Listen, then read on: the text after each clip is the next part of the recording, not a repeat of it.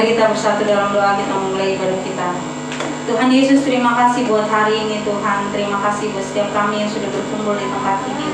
Kami mengucap syukur buat kasih dan setia Tuhan yang tidak pernah habis dalam kehidupan kami. Dan saat ini Tuhan, kami anak-anak muda-Mu, kami mau memulai ibadah ILC kami Bapa. Biar Engkau yang mengurapi ibadah kami Tuhan dari awal pertengahan hingga akhir. Biarlah Engkau yang mengurapi kami Tuhan. Kami yang bertugas dan kami semua yang hadir di tempat ini.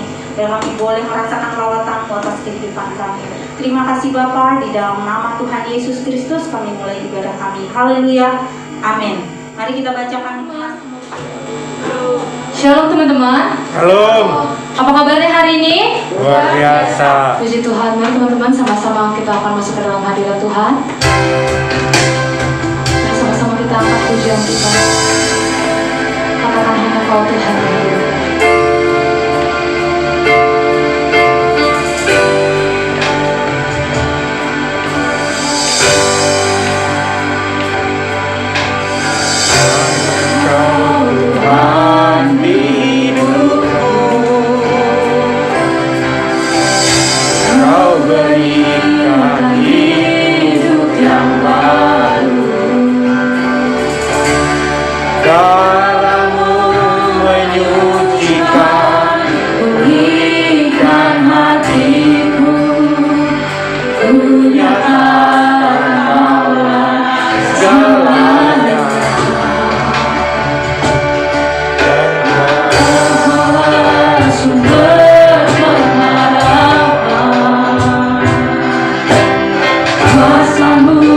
Sambut yang berubah.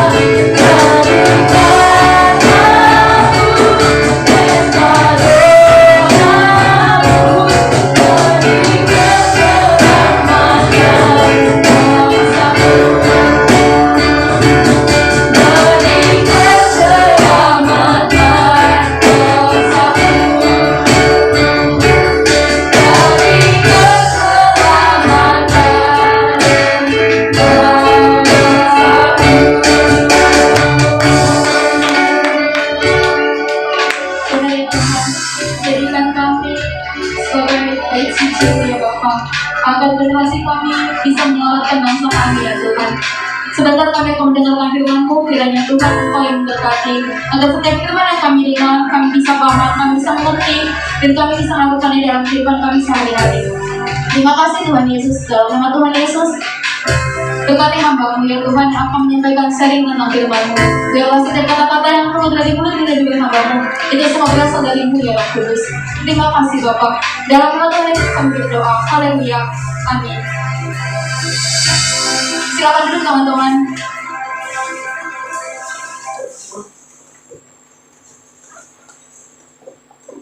Shalom Light Church. Halo. Apa kabarnya hari ini? Luar biasa. Wow, yang luar biasanya Pak Penny doang. Apa kabarnya hari ini? Luar biasa. Puji Tuhan. Hari ini kita kembali lagi mau sharing dengan firman Tuhan. Saya ambil judul I am in the passenger seat, atau bahasa Indonesianya aku di kursi penumpang. Hari ini teman-teman kita sama-sama belajar dari Lukas 15 ayat 11 sampai 32. Judul perikomnya yaitu perumpamaan tentang anak yang hilang. Teman-teman, di sini saya yakin dan percaya kita semua udah pernah dengar cerita tentang perumpamaan tentang anak yang hilang ini. Amin. Kita udah sering banget dengar cerita ini di sekolah minggu, atau mungkin ada yang lupa, biar saya ingetin sekilas. Jadi, ada seorang bapak yang punya 2 anak, teman-teman. 2 anak bungsu dan yang sulung. Pada suatu ketika, si bungsu ini dia datang ke bapaknya, dia minta warisannya ke bapaknya. Dan setelah itu bapaknya kasih. Habis itu setelah dikasih, dia pun pergi dari rumah.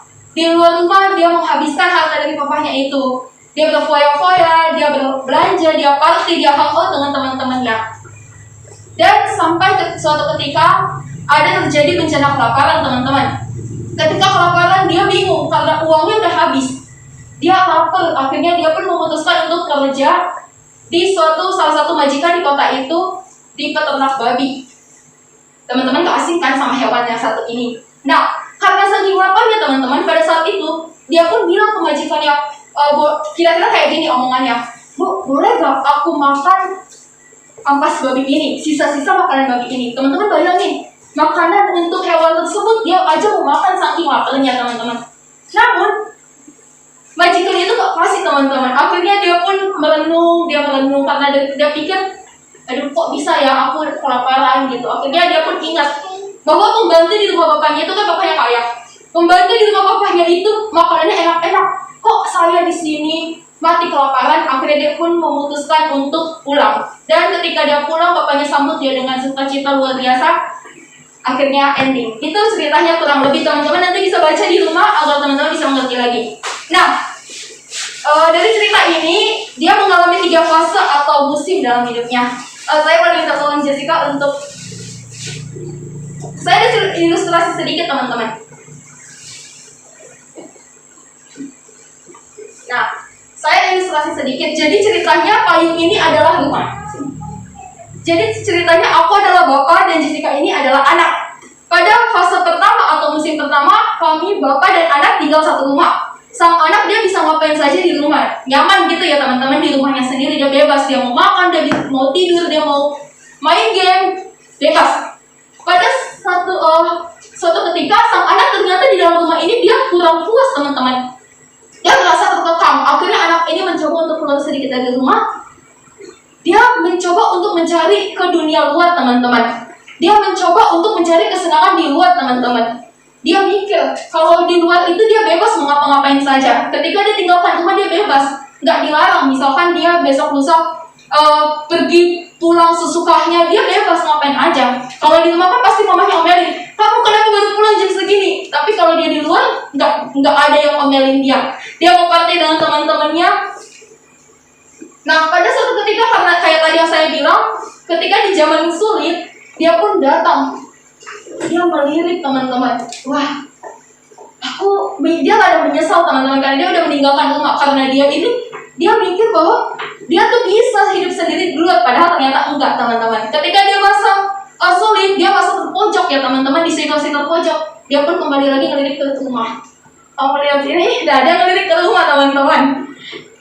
Dia mikir kalau aku mau kembali ke rumah nanti malu teman-teman dengan tetangga, nanti diomongin. Duh, dia kan udah pergi, dia memutuskan pergi kok datang lagi gitu. Atau dia malu juga, dia takut, dia ragu nanti ditolak sama papahnya. Akhirnya dia pun dengan biarin aja dia mau malu, dia mau ditolak juga, dia tetap aja mau datang ke rumah sini, datang ke rumah. Nah, ketika dia masuk ke rumah teman-teman, baru dia sadar bahwa ternyata tanpa Bapa, ternyata tanpa Tuhan dia tidak bisa apa-apa. Dia terbatas teman-teman. Nah, silakan duduk, terima kasih.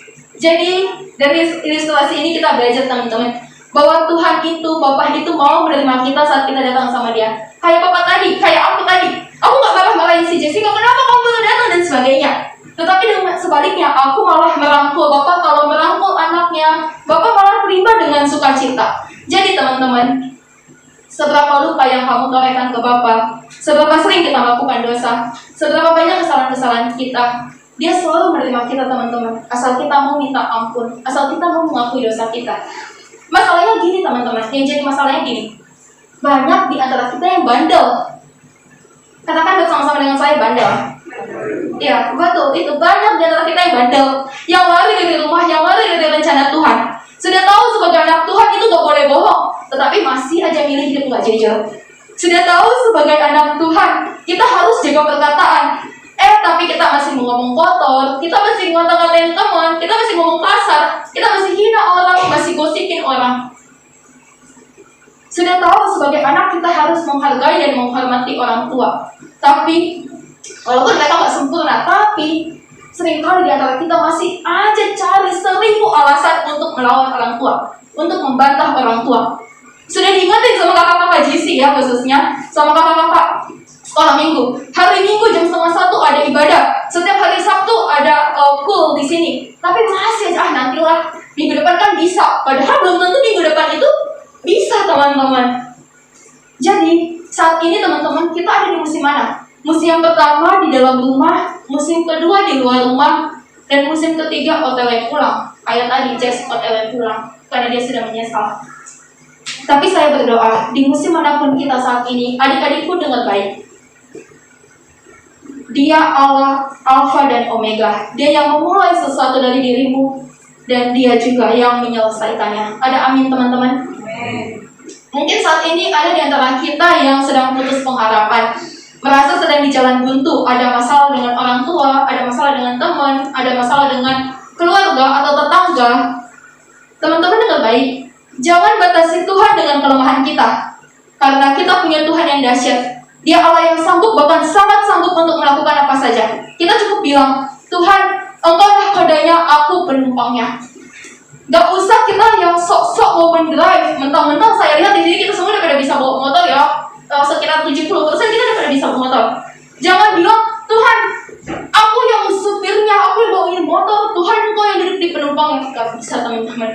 Gak bisa, itu kebalik. Jadi biarkan kita cukup duduk manis, Tuhan yang menyetir hidup kita. Setuju dengan saya teman-teman? Kita lanjutkan lagi, kita baca yuk di Lukas 15 ayat 20-23 karena ada sesuatu yang menarik. Ketika anak ini pulang. Lukas 15 ayat 20-23 kita baca sama-sama. 2, 3. Maka bangkitlah ia dan pergi kepada bapaknya. Ketika ia masih jauh, ayahnya telah melihatnya. Lalu tergeraklah hatinya oleh belas kasihan. Ayahnya itu berlari dan mendapatkan dia, lalu merangkul dan mencium dia. Kata anak itu kepadanya, Bapak, aku telah berdosa terhadap surga dan terhadap Bapak. Aku tidak layak lagi disebutkan anak Bapak. Tetapi ayah itu berkata kepada hamba-hambanya, berkaslah bahwa hamba itu jumlah yang terbaik. Pakailah itu kepadanya, dan kenakanlah cincin pada jarinya, dan sepatu pada kakinya. Dan ambillah anak lembu kampung itu, sembelihlah dia, dan marilah kita makan dengan sukacita. Wow, ini adalah janji Tuhan yang ketika mungkin teman-teman, mungkin kita sudah jauh ribuan kilometer dari Tuhan, namun Tuhan selalu menunggu kita. Dia sudah siapkan pesta besar untuk menyambut kepulangan kita. Dan bahkan di ayat 22 dia memberikan 3 hal ke anaknya ya. Coba kita lihat baik-baik. Yang pertama dia ngasih hadiahnya yaitu jubah. Jubah itu melambangkan penerimaan kembali atau pengampunan teman-teman. Jadi ketika bapak memakaikan jubah ke anaknya, ibaratnya tuh bapak kayak bilang, nah jubah lamamu ini sudah ditanggalkan. Dosa-dosamu, masa lalumu, semuanya itu sudah saya ampuni. Karena kamu ini berharga nak. Jadi sejauh apapun kamu, secuek apapun kamu ke aku tetap peduli sama kamu nak. Kayak gitu teman-teman. Yang kedua, hadiah yang diberikan Bapak. Yang kedua yaitu cincin. Cincin ini melambangkan otoritas atau kuasa. Teman-teman masih ingat di Kejadian 41 tentang di mana Firaun memberikan cincinnya ke Yusuf. Di situ saat itu juga perpindahan kuasa dari Firaun ke Yusuf, yaitu Yusuf menjadi tangan kanan raja. Jadi Tuhan itu kayak mau bilang gini teman-teman. Nah, kamu ini bukan hanya diterima, tapi kamu sudah diberikan kuasa untuk menaklukkan dunia, untuk menaklukkan dosa, untuk menaklukkan cobaan-cobaan. Seperti yang terdapat di Yohanes 1 ayat 12, saya bacakan.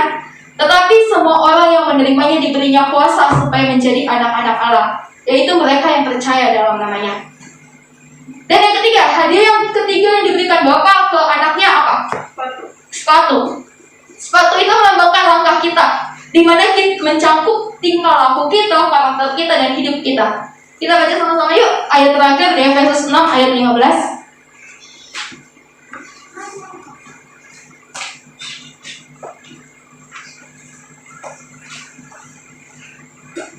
Satu, dua, tiga. Kakimu berkasutkan kerelaan untuk memberitakan Injil damai sejahtera. Maksudnya gimana? Maksudnya adalah ketika kita diberikan sepatu, kita dipilih Tuhan teman-teman untuk menjadi saksinya. Siap menjadi saksi Tuhan? Amin. Jadi teman-teman, dari kisah ini, kisah yang sangat-sangat sederhana ini, kita mau belajar bahwa ketika kita mau masuk dalam rencana Tuhan, berjalan dengan Tuhan, kita harus bersedia duduk di kursi penumpang. Katakan sama-sama dengan saya, di kursi penumpang. Di kursi penumpang. Biarkan Tuhan yang memegang kendali sepenuhnya atas hidup kita. Jadi kita nggak usah ikut campur teman-teman. Tuhan mau bawa aku kemana? Ya udah bawa aja, kayak gitu teman-teman. Saya nggak tahu apa yang menjadi permasalahan teman-teman saat-saat ini, hari-hari ini. Kedepan itu nggak semakin mudah teman-teman, baik itu sekolah, pekerjaan, kuliah, hidup dan sebagainya. Namun bagaimana respon kita teman-teman? Apakah kita akan menjadi anak yang terhilang seperti anak bungsu ini? Saya berdoa agar kita teman-teman semua yang ada di sini yang hari ini hadir dan yang tidak hadir tanpa terkecuali tetap diam dalam rencana Tuhan, tetap diam dalam anugerah Tuhan, tetap mau duduk di sampingnya Tuhan. Ingat, Dia Bapa yang baik, Dia gak akan mungkin memberikan rancangan-rancangan kecelakaan. Tuhan Yesus memberkati kita semua. Amin. Mari kita bersatu dalam doa, kita berdoa. Bapak yang baik, terima kasih Tuhan Yesus untuk firman-Mu yang sangat singkat ini. Kiranya Tuhan Engkau yang memberkati hamba-Mu sudah selesai menyampaikan firman-Mu. Untuk setiap anak-anak yang mendengar, mereka diberi pemahaman ya Bapak, dan kami bisa menjadi pelaku firman-Mu. Agar kami ya Tuhan, ajar kami agar kami tidak seperti anak yang hilang ya Bapak. Agar kami mau tetap duduk diam, bersama denganmu. Terima kasih Tuhan Yesus. Berjalan nama Bapa untuk selama-lamanya. Dalam nama Tuhan Yesus kami berdoa. Haleluya. Amin.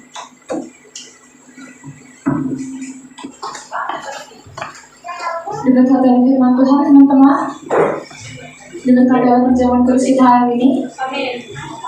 Nah teman-teman, sebelum kita mengakhiri ibadah kita hari ini, kita akan mengangkat tujuan kita.